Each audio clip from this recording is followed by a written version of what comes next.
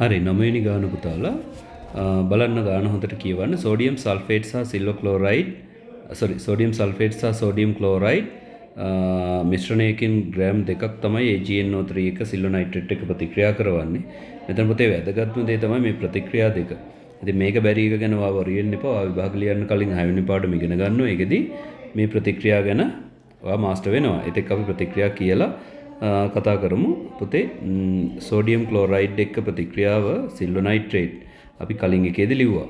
හරි මේ පාඩම් වලින් මුත්වාට මේ ප්‍රතික්‍රියා ගැන සැලකිය යුතු දැනුමක් එනවා. හොඳේ. එතකොට මොනවාද පුතේ Ag සිල්වර් නයිට්‍රේට් එක්කනේ AgNO3 සෝඩියම් නයිට්‍රේට් හැදෙනවා ධන AgCl හැදෙනවා එක අවක්ෂේපයක්. ඒ වගේම Na2SO4 එක AgNO3 ප්‍රතික්‍රියා කරන්නේ නැහැ.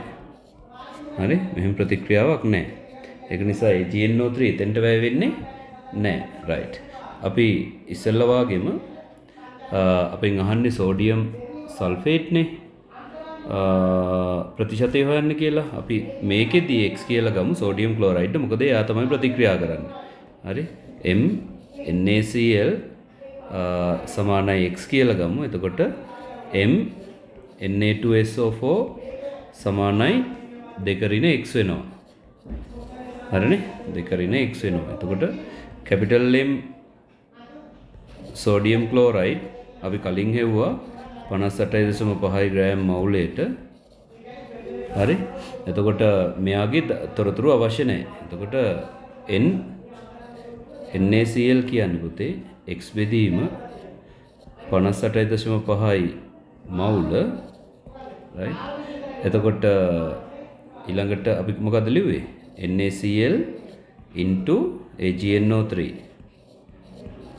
සමානයි 1 into 1. හරි එම නිසා වැය වූ NaGNO3 සමානයි x බෙදීම 58.5යි මවුල.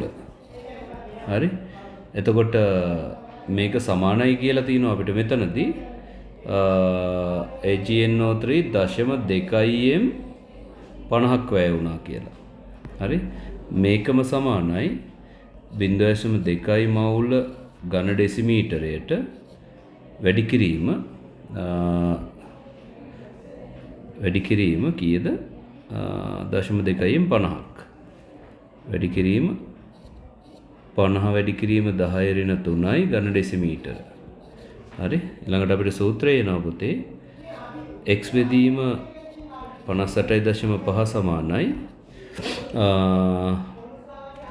මෙතෙන්ට එනවා 100යි 10යි 10 වැඩි කිරීම 10 ඍණ 3යි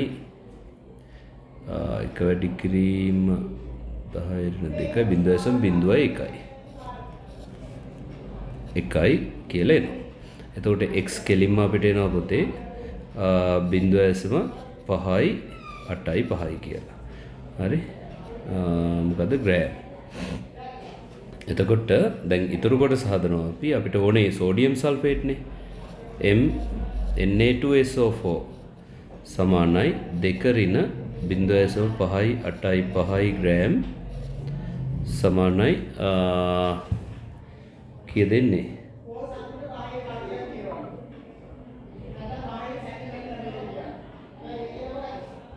2 ඍණ 0.5යි 8යි 5 කියන්නේ 1.4යි 1යි 5යි